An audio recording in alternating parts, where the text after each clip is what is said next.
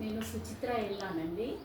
Bharat biotech international limited ఎండీగా రావడానికి చాలా చాలా కష్టపడ్డాను. చిన్నప్పటి నుండి కూడా నాకు ఇండిపెండెంట్గా ఏదో ఒకటి చేయాలి, దానికి అమ్మా నాన్న వాళ్ళు కూడా చాలా హెల్ప్ చేశారు.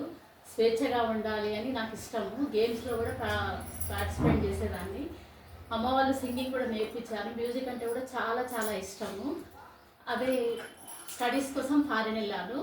అక్కడే మ్యారేజ్ అయింది. ఒక 15 ఇయర్స్ ఉన్నాను. హస్బెండ్కి జాబ్ లేదు. సరే ఇక్కడ జాబ్ లేకుండా ఇక్కడ ఎందుకు ఉండాలి, మన ఇండియాకే వెళ్ళిపోదామని ఇండియాకి వచ్చాను.